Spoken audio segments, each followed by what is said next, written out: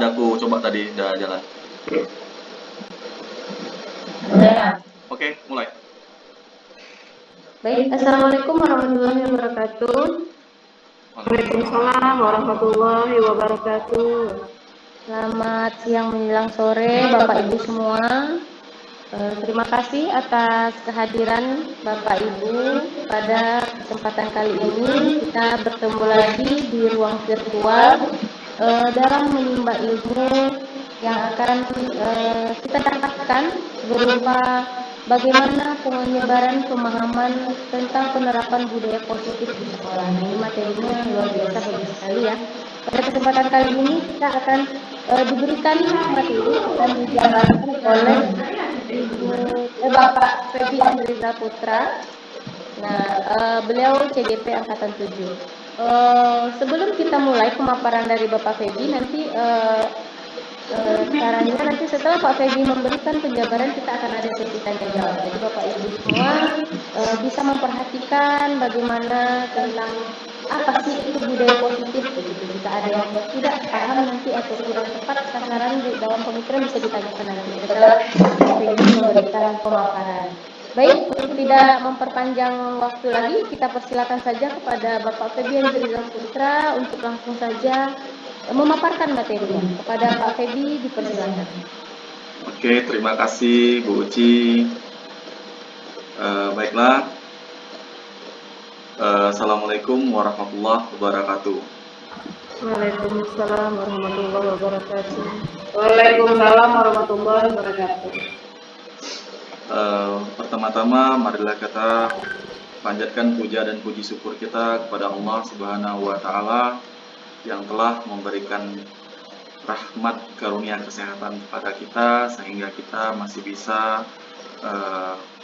melakukan kegiatan rutinitas kita hari-hari dengan mengucapkan alhamdulillahirabbil alamin. Tidak lupa pula kita ucapkan salawat dan salam kepada roh junjungan alam Nabi besar Muhammad SAW dengan mengucapkan Allahumma sholli ala sayyidina Muhammad wa ala ali sayyidina Muhammad. Terima kasih banyak saya ucapkan kepada rekan-rekan guru sekalian yang telah meluangkan waktunya untuk bisa bergabung di ruang virtual ini. Pada kesempatan ini saya akan menyebarkan pemahaman dan pengalaman penerapan budaya positif. Nah, ini adalah modul 1.4 yang mana tugas ini dari CGP yang saya ikuti, calon guru penggerak yang saya ikuti. Oke, langsung saja.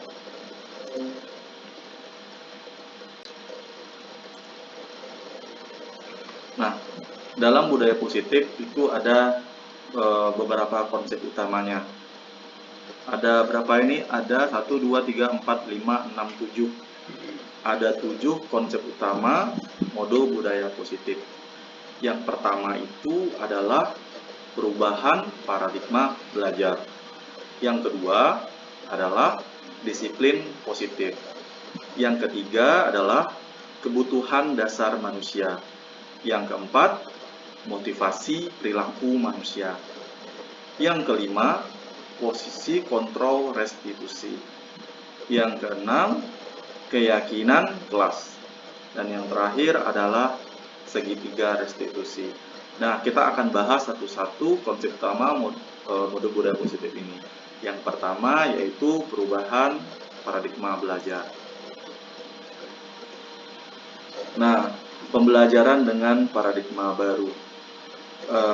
Mungkin di antara kita masih ada yang menggunakan pembelajaran yang metodenya klasikal, di mana metode klasikal ini kita beranggapan bahwa anak itu memiliki bakat dan kemampuan yang sama, yang dilihat dari hasil pembelajarannya. Jadi seluruh siswa itu harus mencapai hasil pembelajaran yang telah kita tentukan atau KKM yang telah kita tentukan. Nah, dengan pembelajaran dengan paradigma baru ini kita membuat diferensiasi di dalam kelas. Pembelajaran dengan paradigma baru ini dirancang berdasarkan prinsip pembelajaran yang terdiferensiasi sehingga setiap siswa belajar sesuai dengan kebutuhan dari tahap perkembangannya untuk mewujudkan profil pelajar Pancasila. Jadi dengan diferensiasi ini kita mengelompokkan bakat, minat, dan kemampuan siswa di dalam kelas. Jadi tidak semua siswa harus mencapai KKM yang kita tentukan. Jenis tujuan pembelajaran yang kita tentukan, bukan KKM yang kita tentukan. Nah, tentunya harus sesuai dengan profil pelajar Pancasila. Yang sama-sama kita ketahui bahwa profil pelajar Pancasila itu yang pertama adalah beriman, bertakwa pada Tuhan Yang Maha Esa, dan berakhlak mulia. Yang kedua yaitu kebinekaan global. Yang ketiga, bergotong royong. Yang keempat, kreatif. Yang kelima, bernalar kritis. Dan yang terakhir, siswa itu mandiri. Itu adalah profil pelajar Pancasila. Nah, yang kita masuk ke tahap selanjutnya dalam modul disiplin positif. Nah, disiplin yang kita tahu itu adalah mentaati peraturan yang ada, misalnya di sekolah. Jadi kita harus mentaati aturan-aturan yang sudah ada yang tertulis di sekolah. Dalam budaya kita, makna kata disiplin dimaknai menjadi sesuatu yang dilakukan seseorang pada orang lain untuk mendapatkan kebutuhan. Kita cenderung menghubungkan kata disiplin dengan ketidaknyamanan. Nah, rata-rata kalau disiplin itu hanya mentaatinya saja, bukan dari dalam hati, pasti kita akan merasa terpaksa. Contohnya kalau misalnya datang pagi harus seorang siswa itu masuk jam 7.15. Mereka terpatok harus datang jam 7.15, tidak boleh lewat. Nah, mereka itu hanya mentaati peraturan itu aja, bukan dari dalam dirinya. Kalau misalnya dari dalam dirinya, aku harus bangun pagi setiap hari jam 6, jam 5 supaya tidak datang terlambat dan bisa mengikuti pelajaran dengan maksimal. Nah, kalau kayak gitu, itu sudah yang bagusnya. Nah, sebagai pendidik, tujuan kita adalah menciptakan anak-anak yang memiliki disiplin diri, sehingga mereka bisa berperilaku dengan mengacu pada nilai-nilai kebajikan universal dan memiliki motivasi intrinsik, bukan ekstrinsik. Jadi motivasi itu bukan dari luar. Contohnya disiplin tadi, ada sanksi karena seseorang melanggar disiplin. Bukan dari itu, tapi memang dari dalam dirinya tadi, seperti yang saya katakan, memang keinginan dia untuk datang tepat waktu agar tidak rugi. Memang kesadaran dia, memang tanggung jawab dia, jadi dia datang tepat waktu. Nah, disiplin positif ini merupakan salah satu cara penerapan disiplin yang bertujuan untuk menumbuhkan kesadaran serta memberdayakan anak untuk melakukan sesuatu tanpa solukan, ancaman, maupun hukuman. Jadi kalau misalnya ini bisa berhasil kita terapkan, siswa itu akan melakukan sesuatu tanpa ada ancaman. Dia terlambat, dia datang cepat itu bukan karena takut terlambat, bukan takut sanksi karena terlambat, tapi memang dari bawaannya, memang dirinya memang ingin memenuhi kebutuhannya agar datang tepat waktu. Nah, selanjutnya kita akan membahas tentang kebutuhan dasar manusia. Kebutuhan dasar manusia itu ada 5. Yang pertama adalah bertahan hidup. Nah, untuk bertahan hidup, manusia itu membutuhkan makanan, minuman, dan tempat yang layak. Yang kedua, kebutuhan dasar manusia adalah kasih sayang dan rasa diterima. Setiap orang itu ingin menerima kasih sayang. Tidak ada orang yang tidak menginginkan kasih sayang dan juga rasa diterima. Nah, kalau kita bawa ke dalam kelas, siswa-siswa ini jangan pernah kita banding-bandingkan dengan orang lain, dengan teman-teman, walaupun dengan teman sekelasnya yang lain yang lebih baik daripada dia, dengan dia yang misalnya melakukan banyak kesalahan. Jangan, karena seluruh siswa itu ingin karena kebutuhan dasar manusia tadi ingin ada rasa kasih sayang, mendapat rasa kasih sayang dan rasa diterima di kelas itu. Bukannya malah kita kadang memojokkan siswa yang memang eh, agak berkelakuan lain, misalnya nakal atau sering berbuat jahil di teman. Kadang kita suka memojokkan siswa-siswa yang seperti ini. Terus penguasaan. Nah, manusia itu dasarnya ingin berkuasa. Salah satunya ingin pendapatnya itu didengar, ingin didengar orang lain, diterima oleh orang lain. Nah, itu kebutuhan dasar manusia. Terus manusia itu juga ingin kebebasan. Manusia ingin bebas. Nah, kalau kita bicara tentang disiplin tadi, disiplin itu sudah mengatur, ada mengatur seseorang. Nah, kalau siswa ini dia pengen bebas, tapi dengan syarat tertentu ya, bukan bebasan mutlak seperti itu aja. Terus kesenangan. Manusia tuh ingin senang.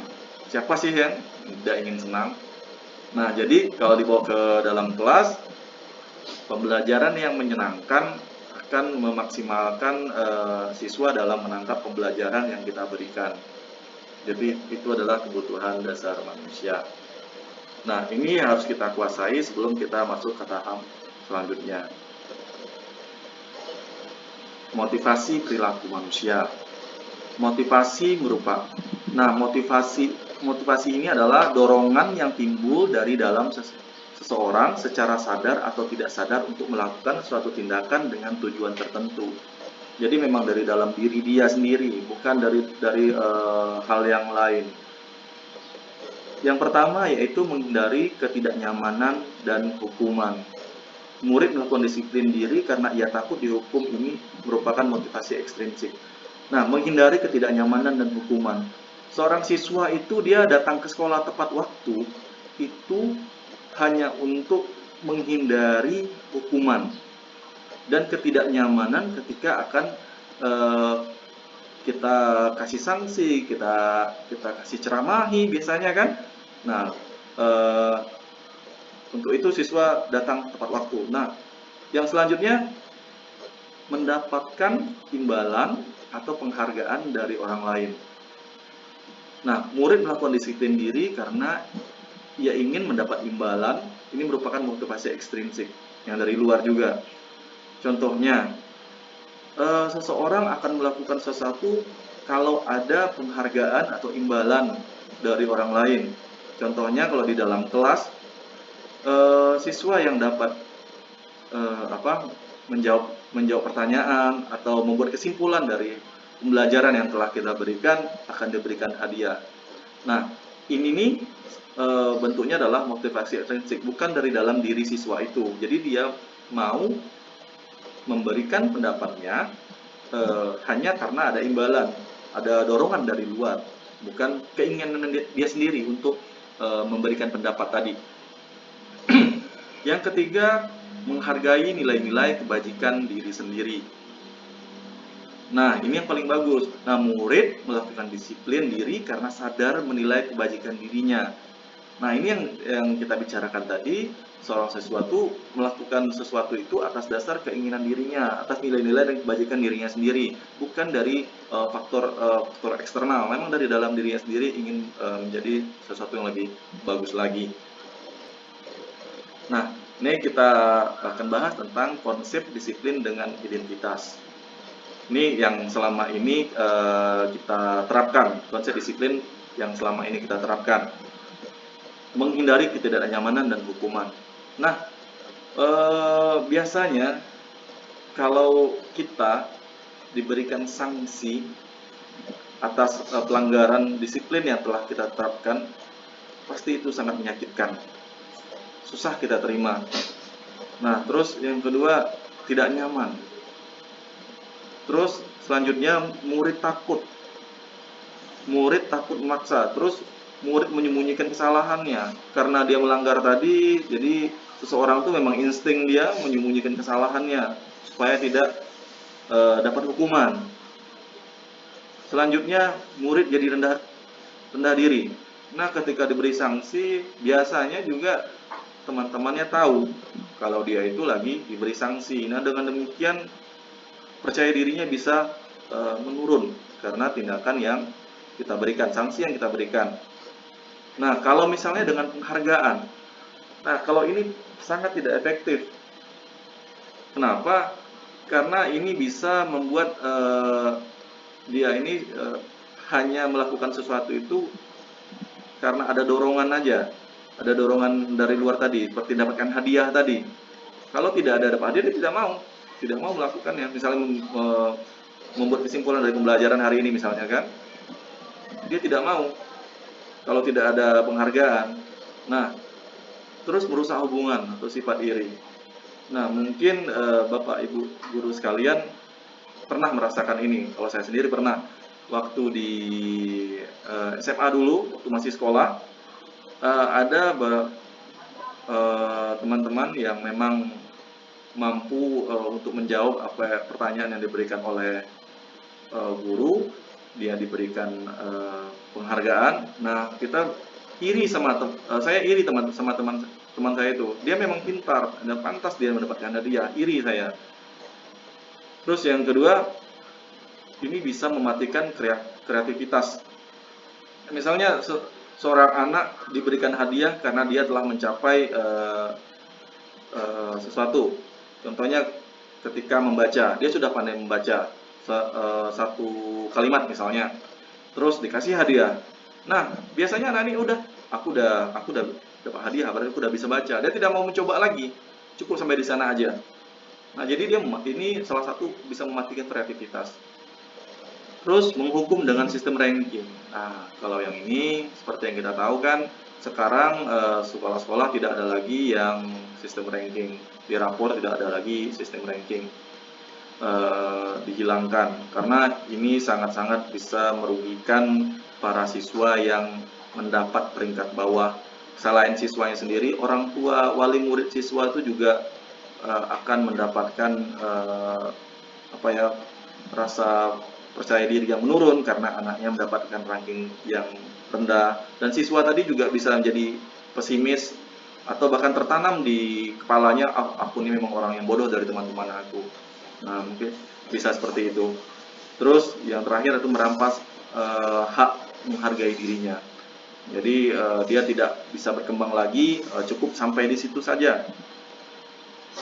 Karena merampas harga dirinya, hanya sebatas dengan hadiah tadi itu aja, harga dirinya. Oke, slide selanjutnya. Nah, ini konsep disiplin dengan identitas sukses. Nah, ada dua. Yang pertama dengan konsekuensi, yang selanjutnya itu dengan restitusi. Nah, konsekuensi yang kita tahu tuh biasanya kalau kita melakukan sesuatu, ya itu ada konsekuensinya ya. Ada yang kita terima setelah kita melakukan sesuatu. Nah, contohnya misalnya nih, ada seorang anak yang tak sengaja tersenggol minuman temannya di dalam kelas, sehingga minuman temannya itu tumpah minuman dalam gelasnya. Nah, kalau konsekuensinya itu kita akan memerintahkan anak itu untuk langsung membersihkan minuman itu. Nah, kalau kita menggunakan cara itu hanya penguatan jangka pendek.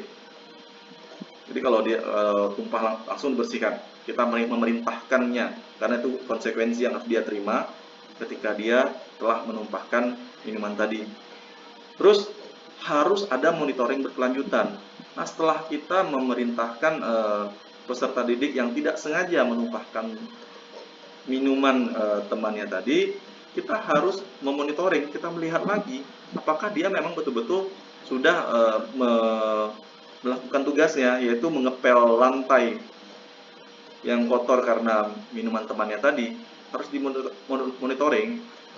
Terus ada stimulus dan respon. Jadi gini, stimulus ada yang kita berikan, ada rangsangan yang kita berikan, baru mereka bekerja. Contohnya, yang menumpahkan tadi, misalnya Ipan yang menumpahkan tadi. Ipan, pel, karena kamu sudah menumpahkannya. Walaupun itu punya si Rina misalnya. Nah, itu adalah stimulus dan respon. Konsekuensi ini harus ada stimulus respon, baru bisa bekerja. Kalau tidak, ya tidak bisa. Nah, bisa saja si yang teman yang menumpahkan tadi langsung pergi saja, tidak mau bertanggung jawab. Nah, jadi seperti itu. Nah, selanjutnya itu kalau dengan konsekuensi ini, murid hanya menghormati peraturan. Jadi kalau tidak ada yang ada dalam peraturan, ya tidak dihormatinya. Yang selanjutnya kehilangan waktu untuk merenungi kesalahan. Nah, ketika kita melihat kejadian ini, kita akan langsung menyuruh anak siswa tersebut untuk membersihkannya. Stimulus respon tadi ya, langsung membersihkannya. Nah, siswa tadi ini tidak akan sempat merenungi kesalahan yang dilakukan, karena langsung kita kasih sanksi, dan dia merasa, oh, aku sudah melakukan konsekuensi yang telah aku buat, aku sudah bertanggung jawab dengan aku buat, ya udah dilepas waktu itu, tidak ada dia untuk merenungi kesalahan, tidak ada lagi. Nah, jadi seperti itu kalau konsep disiplin dengan identitas konsekuensi. Nah, kalau dengan restitusi, murid akan bertanggung jawab untuk perilakunya. Jadi dengan kita memberikan restitusi, murid bisa bertanggung jawab dengan apa yang telah dia perbuat. Dengan dia menumpahkan minuman, kita harus memberikan pemahaman kalau dia harus bertanggung jawab untuk membersihkannya karena dia yang telah menumpahkannya. Yang selanjutnya yaitu fokus pada pemecahan masalah jangka pendek. Nah, jadi memang kita melakukan restitusi ini, anak itu langsung kita selesaikan permasalahannya untuk saat itu. Nah, terus murid menghormati dirinya dan orang lain. Dengan demikian, kalau siswa itu sadar akan kesalahannya, dia akan menghormati dirinya dan juga orang lain atas kalau ada tindakan-tindakan yang tidak pantas dilakukannya. Jadi teori kontrol, dirinya memegang kontrol. Jadi dia bisa memegang kontrol dalam dirinya. Kalau misalnya dia melakukan kesalahan, langsung dibuat sama dia, diatasi sama dia, bukannya lari dari permasalahan. Terus murid bersemangat untuk memperbaiki kesalahannya. Nah, di slide selanjutnya yaitu konsep disiplin pendekatan restitusi, sebuah cara menanamkan disiplin positif pada murid. Nah, sebelum itu kita bahas dulu ya, kita pengertian restitusi. Restitusi ini adalah proses menciptakan kondisi bagi murid untuk memperbaiki kesalahan mereka, sehingga mereka bisa kembali pada kelompok mereka dengan karakter yang lebih kuat. Ini menurut buku Gosen tahun 2004 yang saya kutip dari buku ini. Nah, ciri-ciri restitusi ini adalah yang pertama, bukan menebus kesalahan, namun belajar dari kesalahan. Kita balik lagi ke cerita awal tadi yang menumpahkan minuman tadi. Jadi siswa ini sebisa mungkin kita buat, jangan dia beranggapan kalau dia itu lagi menebus kesalahannya, tapi kita harus membuat dia belajar dari kesalahannya. Apa harus tindakan yang dilakukan sama dia itu memperbaiki kesalahannya, bukan menebus kesalahannya. Nah, yang kedua, memperbaiki hubungan.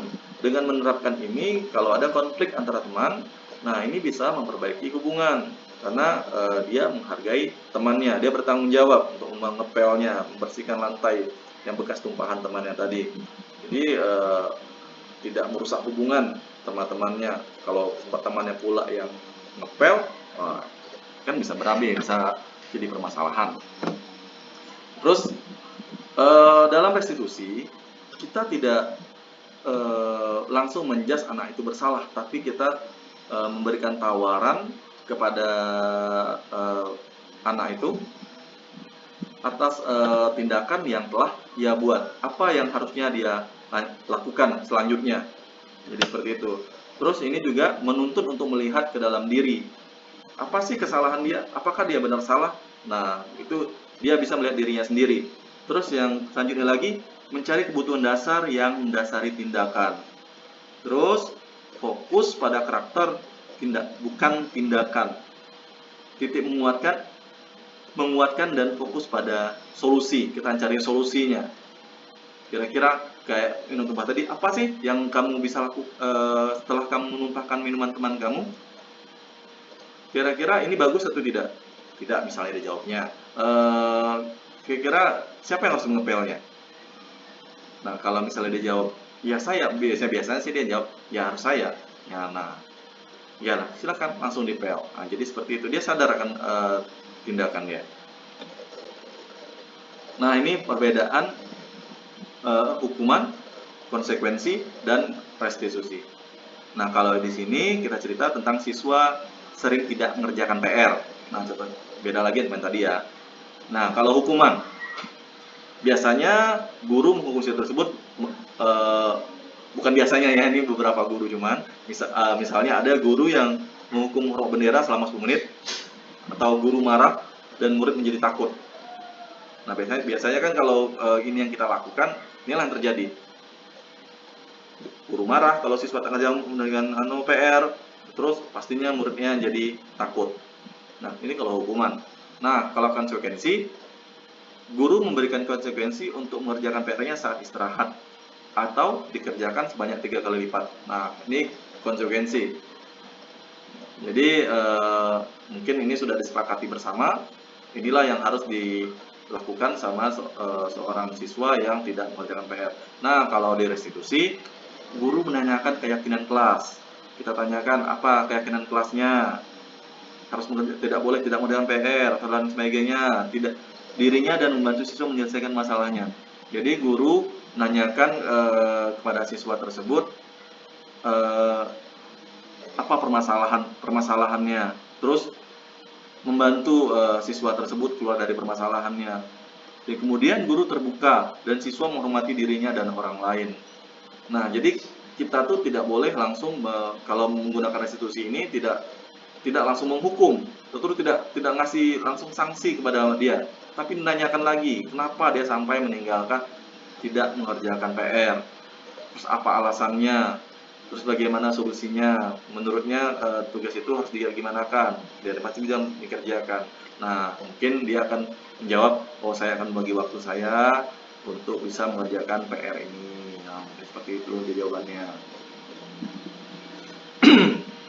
Nah, 5 posisi kontrol restitusi. Nah, ini yang kita ada 5 posisi kontrol restitusi.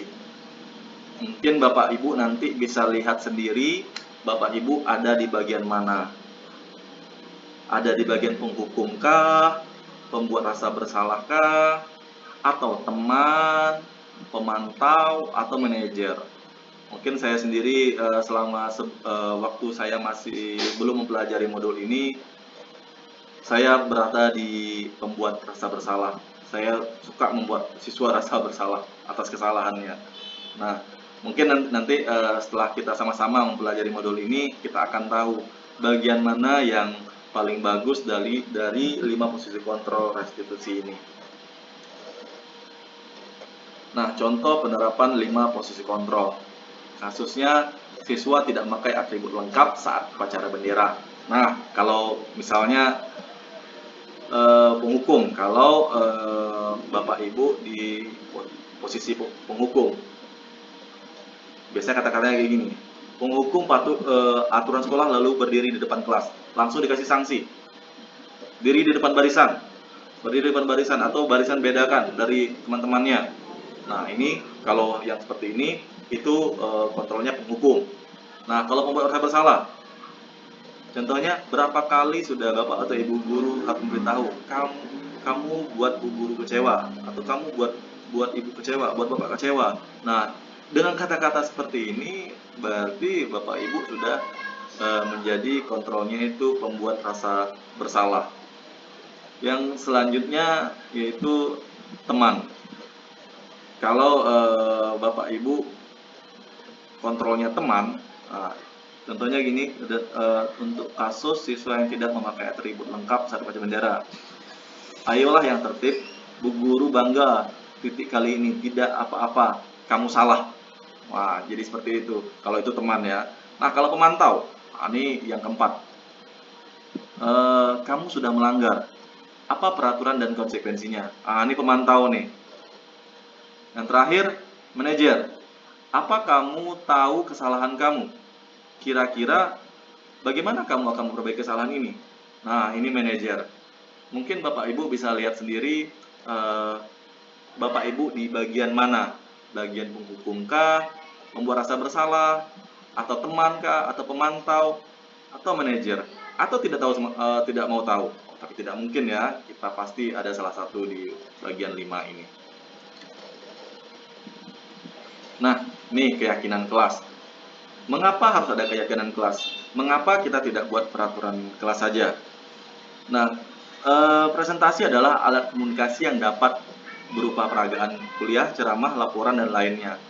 Umumnya, presentasi disampaikan di hadapan audiens. Presentasi memiliki berbagai kegunaan, menjadikan alat keyakinan dan pengajaran yang ampuh. Presentasi adalah alat komunikasi yang dapat berupa peragaan kuliah, ceramah, laporan, dan lainnya. Umum presentasi disampaikan di hadapan audiens. Presentasi memiliki berbagai kegunaan, menjadi alat keyakinan dan pengajaran yang ampuh. Nah, ini kegiatan membuat keyakinan kelas. Nah, guru bersama membuat keyakinan kelas.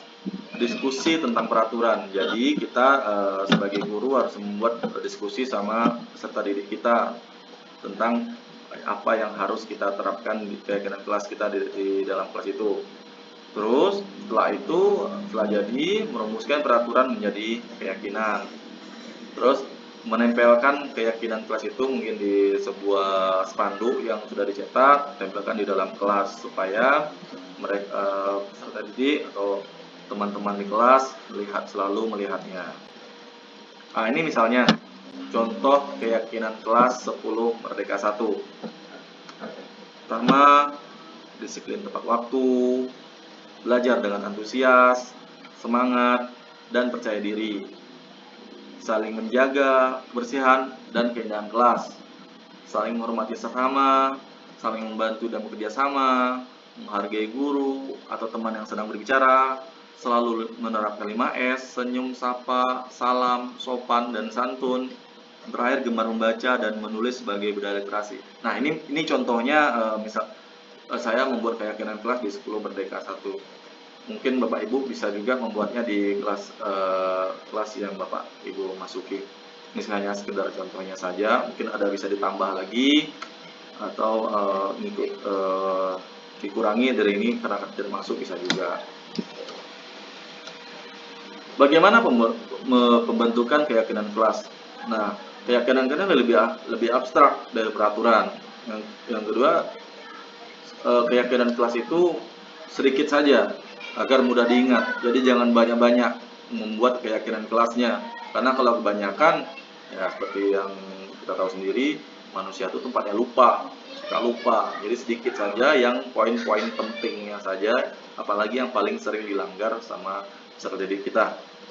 Nah, terus selanjutnya dibuat dalam bentuk positif.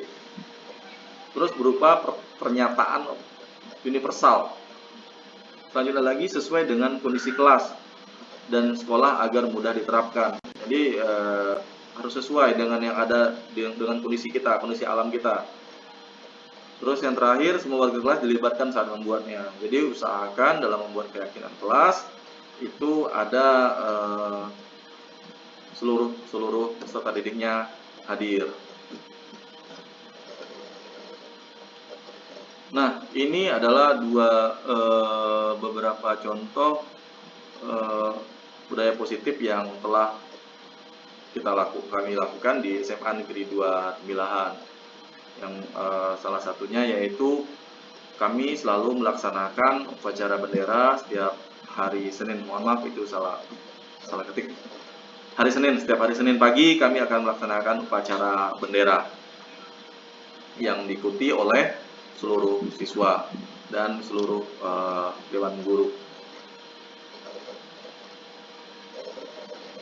Nah, yang kegiatan kedua yang budaya positif yang telah kami lakukan selama ini yaitu kami selalu membaca surah Yasin bersama setiap Jumat pagi.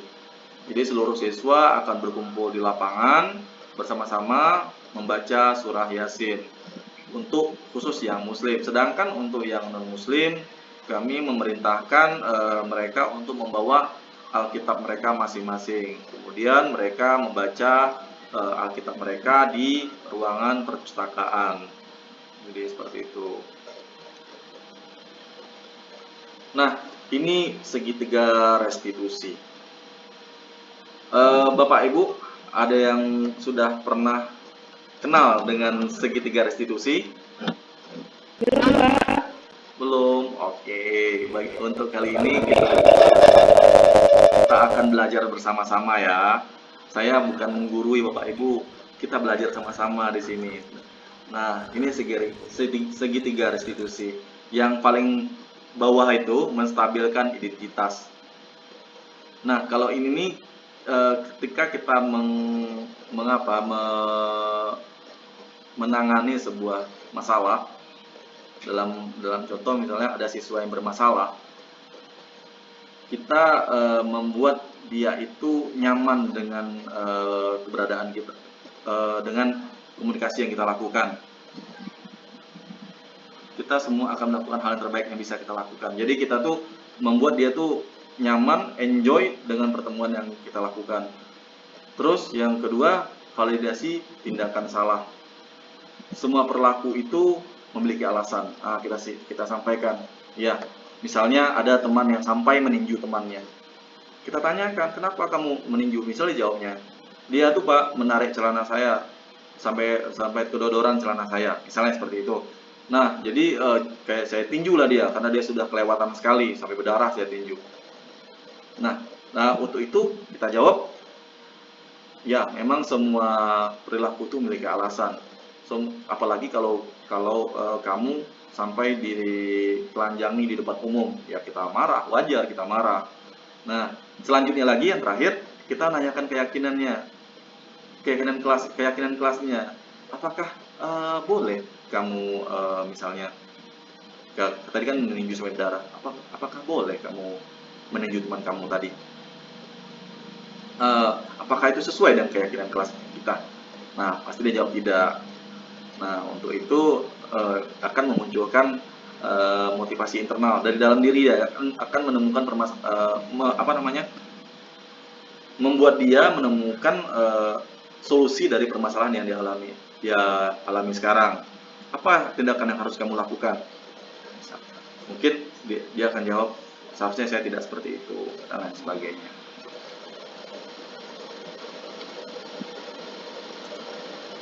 Nah, ini mohon maaf, ada contoh restitusi yang sedang saya lakukan. Nah, ini contoh restitusi, segitiga restitusi yang saya lakukan. Selamat menyaksikan ya Bapak Ibu.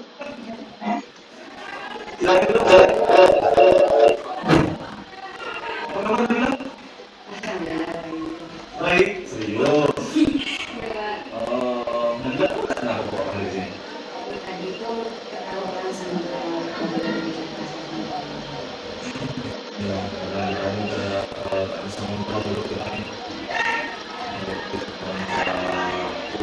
Kata-katanya atau apa yang kamu bisa tapi kalau ada sadar dan soal itu kalau boleh tahu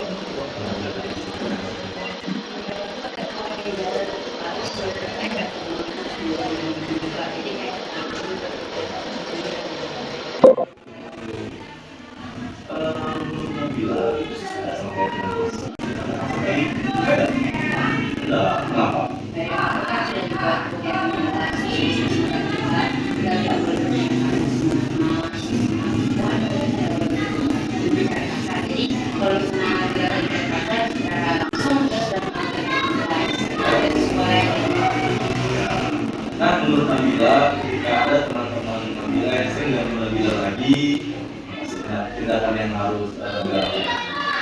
Nasihat dia kayak bisa dia, maksudnya kayak gimana? Terus cuma saya jadi dia terus kalau misalnya dia tidak mau nasihat juga, udah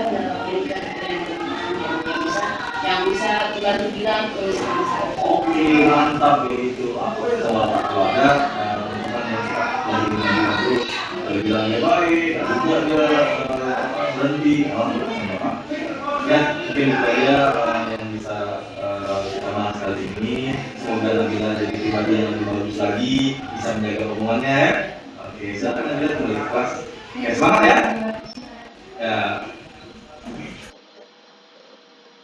Nah, demikian contoh penerapan segitiga restitusi yang telah saya lakukan. Jadi intinya siswa itu menyadari akan tindakan yang harus dia lakukan ketika ada kejadian yang seperti tadi. Ini contohnya Nabila ini dia dijahati temannya seperti yang diceritakan tadi kan. Jadi ketika ada teman yang mengganggunya lagi, apa tindakan yang harus dibuat sama dia? Nah, dia yang jawab sendiri. Salah satunya mengasih tahu baik-baik, kata Nabila tadi kan. Dijawabnya. Terus kalau masih juga lagi mungkin dilaporkan sama guru katanya. Jadi dia menemukan solusinya sendiri dari permasalahannya. Nah, dalam penerapan program disiplin positif ini, hendaknya guru memiliki standar kepribadian proporsional dan sosial yang baik, di mana guru mampu berefleksi pada posisi kontrol yang saat ini. Bagaimana perjalanan diri sebagai seorang among yang menuntun murid-murid menjadi insan yang mandiri, merdeka, dan bertanggung jawab. Nah, ini adalah salah satu standar pendidikan nasional. Semoga sesi belajar kita hari ini membawa manfaat sehingga dapat mewujudkan profil pelajar Pancasila di sekolah kita. Dan terima kasih.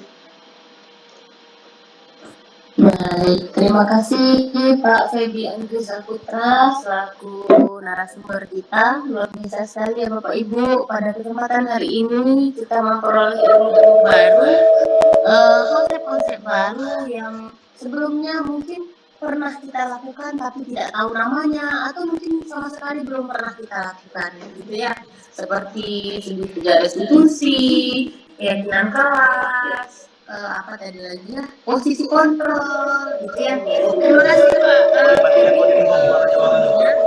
Baik, jika ada rekan-rekan rekan-rekan guru sekalian, Bapak atau Ibu guru yang ingin bertanya atau masih ada miskonsepsi mengenai pemaparan yang sudah dipaparkan Pak Febi tadi, bisa langsung ditanyakan, bisa raise hand atau langsung saja open mic. Silakan.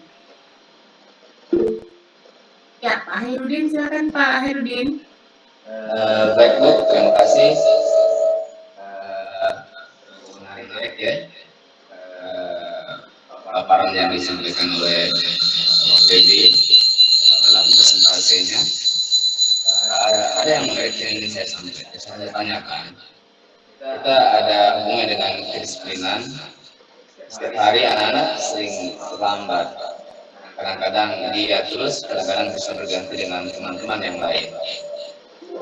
Kiranya bagaimana cara atau langkah-langkah agar siswa tersebut bisa mempunyai kesadaran gitu, kesadaran yang muncul pada dirinya sendiri, sehingga dia tidak mengulangi lagi kesalahan yang pernah dia lakukan dalam terlambat gitu contohnya. Kita ingin penjelasan yang mungkin agak tegas dan lugas dari Bapak Febi, bagaimana langkah-langkah supaya anak-anak ini mempunyai kesadaran gitu, sehingga dia tidak lagi mengulangi kesalahan yang dia lakukan, sering terlambat gitu, dengan bermacam-macam alasan.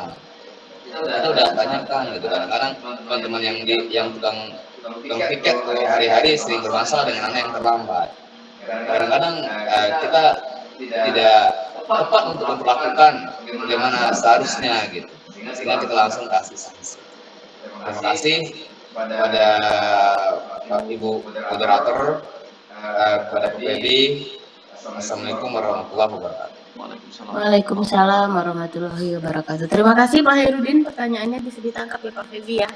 Ini mau langsung dijawab apa gimana nih Pak Febi terkait tentang siswa yang sering terlambat, kadang sering dia saja. Gimana caranya nih supaya mereka bisa sadar sehingga kita mengurangi efek menghukum itu tadi gitu ya Pak Udin ya, kurang lebih gitu ya. Benar Bu Uci. Oke, silakan, kayaknya satu-satu biar langsung bisa ditanggapi biar puas nih Pak Udin, Pak Hairudin. Silakan Pak Febi dijawab. Oke, langsung saja ya Pak Udin, saya jawab.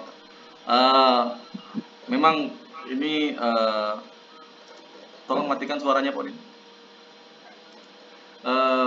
Ini sering kita temukan siswa itu aja yang terlambat, bukan yang lainnya. Nah, kalau kita pengen menerapkan segitiga restitusi ini, yang pertama kita lakukan ya pasti kita panggil dia tatap muka, empat mata, kita ketemu langsung sama dia. Kemudian kita tanya kenapa kamu terlambat. Kita tanya alasannya kenapa dia terlambat. Mungkin dia alasan macam-macam tuh, ada ini pak, ini pak. Nah kita apakan sama dia, kita sampaikan stabilitas identitas dia. Kalau semua orang tuh pernah terlambat, siapa saja pernah terlambat. Jadi wajar kalau ada orang terlambat, itu wajar. Tapi tidak terus-terusan juga, tidak terus-terusan terlambat. Nah, kira-kira kamu ini bisa tidak terlambat lagi? Gimana caranya supaya kamu tidak terlambat lagi? Kita tanyakan seperti itu sama dia. Dia akan cari solusinya sendiri tuh. Bukan bukan langsung kita kasih hukuman ya.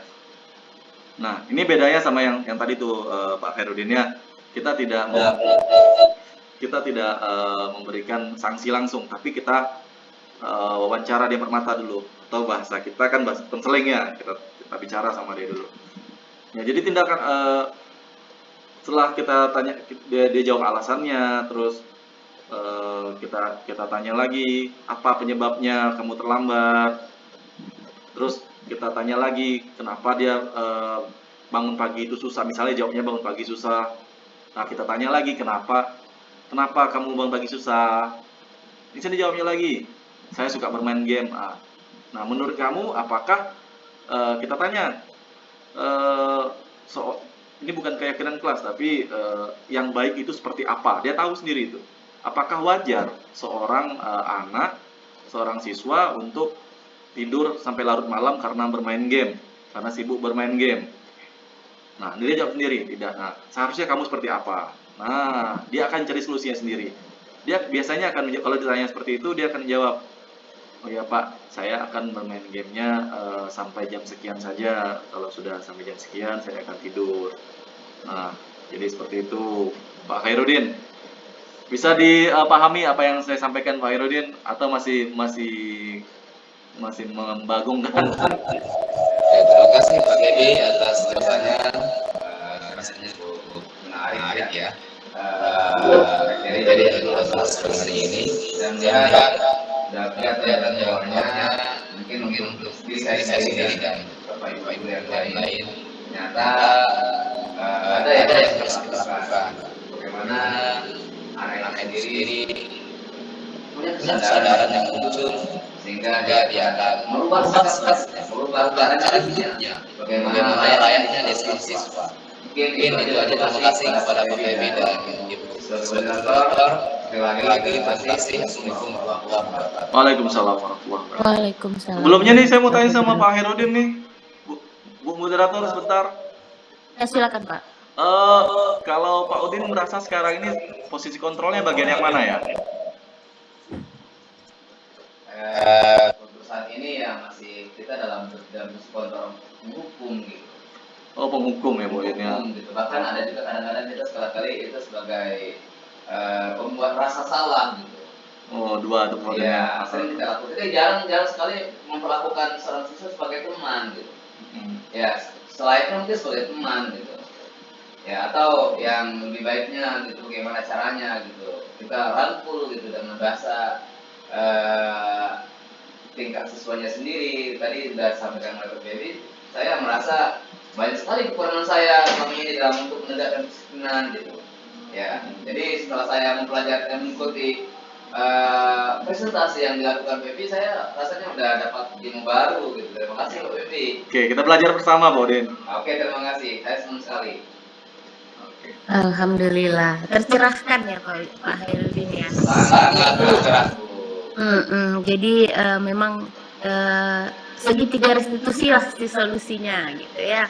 Baik, kira-kira Bapak Ibu ada yang bertanya kepada narasumber kita kali ini? terkait penerapan budaya positif. Tidak ada, masih buka waktu kesempatan, dipersilakan. Tidak ada, kira-kira bagaimana? Ibu Runi yang atau Ibu Nur Panca? Ini sepertinya masih terbuka nih kameranya. Baru Ada yang 50 menit. Ada yang mau ditanyakan? Silakan.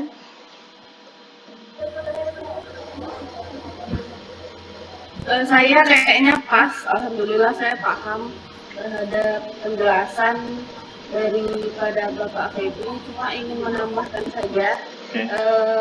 Saya ingin menjawab pertanyaan dari Pak Febri yang diajukan ke Pak Hairudin tadi. Kalau posisi kontrol saya selama ini yaitu sebagai penghukum, saya sadar gitu. Selama ini saya sebagai penghukum, jadi setelah mempelajari mendapatkan pengetahuan dari Pak Febri tadi, saya menyadari bahwa jalan yang saya tempuh selama ini salah. Jadi seharusnya kita mengambil kontrol sebagai manajer. Terima kasih Pak Febri. Itu aja Ibu Uci. Baik, terima kasih Bu Panca sharing ilmunya, sharing pengalamannya. Iya, sama Bu Panca. Kurang lebih kita sama ya. Iya, Kalau sama. saya pribadi memang saya itu sama seperti yang diungkapkan Pak Hairudin tadi, masih posisi penghukum sama membuat rasa bersalah gitu. Kalau anak tak dihukum ya dibuat rasa bersalah, kalau tak rasa bersalah nanti seolah-olah agak kurang jerah begitu ya. Ini mumpung ada narasumber nih, kayaknya saya sendiri bertanya boleh? Oke, silahkan Bu Uci. Nah, ini saya mau bertanya nih Pak narasumber. Tadi Pak Febri kan bilang bahwa penghargaan itu ternyata banyak dampaknya. Ada mematikan kreativitas tadi kalau tak salah, ada membuat anak tuh kurang untuk maju, bersaing, bisa bukan diri. Saya kurang menangkap tadi itu, tapi ada beberapa. Kalau begitu menurut Pak Febri, apakah sebaiknya kita nih tak usah aja ngasih penghargaan sama sekali gitu? Apakah dengan kalau rasanya kalau tidak pula kita kasih penghargaan, si anak ini kurang pula motivasinya gitu kan? Tapi kalau dikasih penghargaan takut salah pula, jadi serba salah nih ceritanya. Mungkin sharing pendapat lah Pak Febri.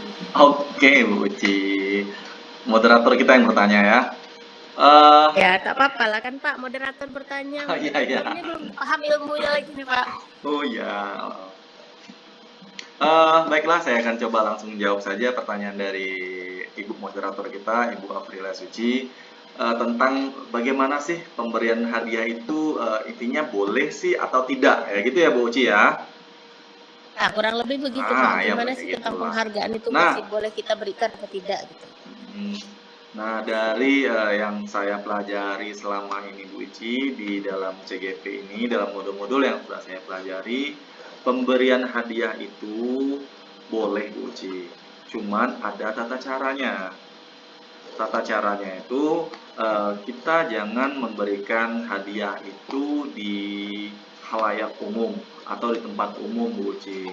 Jadi kalau kita ingin memberikan hadiah kepada siswa-siswi kita yang berprestasi atau melakukan sesuatu yang baik menurut kita, itu kita panggil dia ke ruangan kita atau ke tempat tertentu yang orang yang tidak ada yang melihat, bukan maksud apa-apa. Nah, kita bisa memberikan hadiahnya di situ. Dengan demikian kita bisa membuat teman-teman yang lain tidak iri sama dia. Nah, kalau misalnya kita memberikan hadiah tersebut di tempat umum atau dalam kelas, itu seperti kita bahas tadi, itu bisa membuat kawan-kawan yang lain tuh iri. Kawan-kawan tuh ingin juga dapat, tapi dia tak mampu. Seperti kita tahu kan, semua anak itu punya bakat masing-masing, punya kemampuannya masing-masing. Tidak semua anak itu sama bakatnya. Mungkin dia hebat dalam menyampaikan pendapat. Misalnya yang berprestasi tadi dalam menyampaikan pendapat, kita ingin kasih hadiah. Nah, mungkin ada anak yang memang dia hebatnya dalam menulis. Nah, kalau Bu Uci suruh anak itu nulis, simpulkan dari pembelajaran hari ini, dia bisa mungkin nulis sepanjang-panjang apanya, mungkin 2 lembar kertas bisa ya mungkin. Nah, Nah, jadi untuk itu kita hindarkan itu Bu Uci. Jadi kita tetap boleh memberikan hadiah, tapi jangan di tempat umum. Panggil dia secara personal, boleh nggak berikan hadiah di sana. Seperti itu Bu Uci. Baik. Ternyata ada trik ya, nggak asal ngasih penghargaan ternyata kita Pak ya. Ada lagi rekan-rekan guru yang mau bertanya, kira-kira Ibu Rumi, Bu Emelda, Ibu Leli, Bu Zubaidah? Ya, terima kasih atas waktunya Ibu Uci. Iya, silakan Bu. Nah, ini sedikit memberikan pendapat dengan hasil yang telah disampaikan oleh Pak Feby. Ini luar biasa. Banyak ilmu yang kami dapat hari ini Pak Feby. Ternyata budaya positif di sekolah ini banyak mungkin dari kami yang selama ini belum kami ketahui. Ya, pada sesi ini kami memperoleh ilmu yang mudah-mudahan kedepannya bisa kami terapkan dalam pembelajaran di sekolah, baik tentang anak dalam proses pembelajaran. Yang sangat tertarik tadi yaitu di posisi kontrol. Setelah diberikan penjelasan oleh Pak Khairuddin dan Ibu Panca, di posisi kontrol kemungkinan ini kita sama nih Pak Khairuddin membuat merasa bersalah. Nah, karena ada contohnya kemarin seperti ini di kelas 11 Merdeka 2 ini. Kebetulan kemarin pas pelajaran matematika ada anak ini yang datangnya terlambat gitu. Jadi kita tanya dulu kenapa sebabnya. Ternyata terlambatnya dibuat-buatnya, misalnya seperti menambah lagi jam istirahatnya. Jadi selama ini kan kami tahu langsung memberikan hukuman terhadap murid. Nah, jadi dari 5 posisi kontrol ini mungkin dengan membuat orang merasa bersalah ini, mungkin karena ketika dia terlambat tadi, anak-anak sedang mengerjakan latihan itu sebanyak 3 soal, jadi supaya dia merasa bersalah, kita tambah kepada dia itu sebanyak 2 soal, jadi dia mendapat 5 soal, supaya ya kemungkinan ini efek kira juga, jadi dia merasa bersalah. Nah, itu untuk posisi kontrol. Yang satu lagi yaitu budaya positif yang tentang segitiga restitusi tadi sangat baik sekali kita terapkan, dimana ketika anak merasa ada bersalah, kita tidak langsung menghukumnya. Itu kita panggil dulu anak tersebut, ya, kemudian kita tanya apa penyebab dia itu melakukan kesalahan, dan kemudian dengan melakukan langkah-langkah restitusi anak tadi. Aku udah lihat kamera. Perilakunya kalau nanya keluar Podin ya, scoring dia. Apa yang telah dilakukan sama Pak di luar ya. Dilakukan kesalahan. Tanya lagi Podin, masih banyak lagi yang Podin. sangat tertarik ini dari penjelasan Pak Dedi, yaitu tentang pemberian tadi. Ini sangat menambah ilmu saya, pemberian penghargaan ya Ibu Cia tadi ya. Iya, betul. Iya, ini sangat apresiasi. Selama ini kita memberikan penghargaan itu memang hadiah juara dan lain sebagainya itu mungkin di halayak ramai. Jadi ternyata penghargaan juga bisa membuat anak lain yang tidak mendapatkan penghargaan itu merasa bagaimana gitu. Jadi baik sekali tadi ketika kita memberikan penghargaan terhadap seorang peserta didik itu sebaiknya memang kita panggil. Ya, kita panggil anak tadi secara ya 4 mata mungkin, kita berikan penghargaan langsung. Jadi yang anak-anak yang lain itu tidak merasa minder atau tidak merasa ya gimana gitu. Ini sangat apresiasi.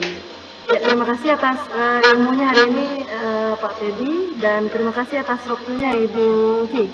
Assalamualaikum warahmatullahi wabarakatuh. Waalaikumsalam warahmatullahi wabarakatuh. Jadi ini Pak Feby, ya. Berarti dari Ibu Rumi selain beliau memberikan pengalaman, juga beliau sudah secara tidak langsung merefleksi apa yang sudah Bapak lakukan hari ini. Ternyata luar biasa banyak ilmu yang kita dapat ya Bapak Ibu semua begitu. Sama-sama Bu.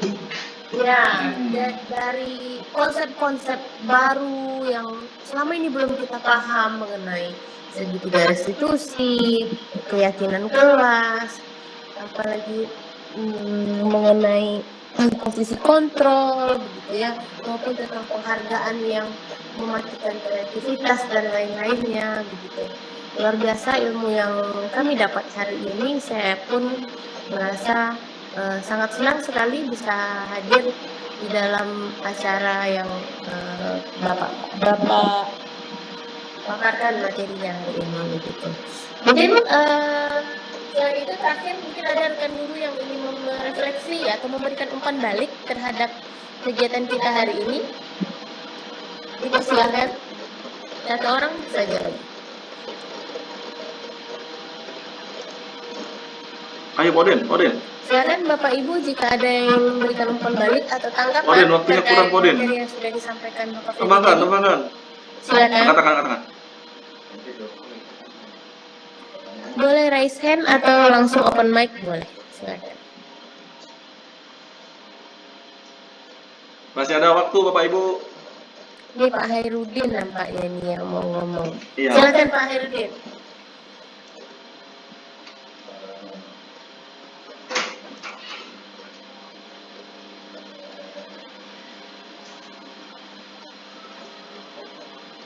Mbak, kita tadi apa yang disampaikan oleh Bu Runi, ternyata beliau sudah merefleksikannya dalam proses pembelajarannya, sehingga kita dapat belajar gitu bagaimana kita merubah gitu ya, meriset diri kita gitu, bagaimana meriset diri kita untuk membuat proses pembelajaran ke depannya lebih baik. Hari ini memang saya tidak nyangka gitu kalau materinya yang disampaikan PBB ini suatu kebutuhan yang memang saya perlukan. Ya, saya perlukan karena selama ini selalu kita melakukan kesalahan dalam menghukum gitu. Karena konsekuensi yang kita lakukan biasanya memberikan efek jerah. Ternyata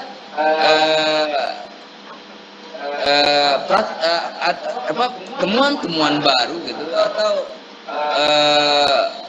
kayak dalam proses pembelajaran ternyata banyak hal yang bisa kita lakukan jangan tidak langsung menjas gitu ya, tidak menjas siswa gitu ya.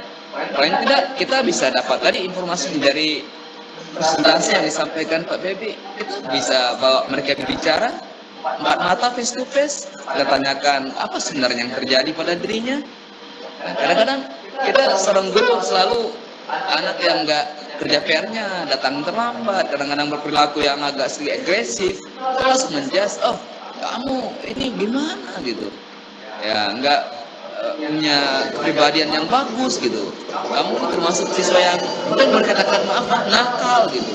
Jadi saya rasanya mau merubah gaya itu semua dengan gaya-gaya mungkin lebih tadi merangkul gitu ya, kita ajak mereka berbicara face to face sehingga kita tahu benar ini apa yang sebenarnya terjadi pada diri siswa kita.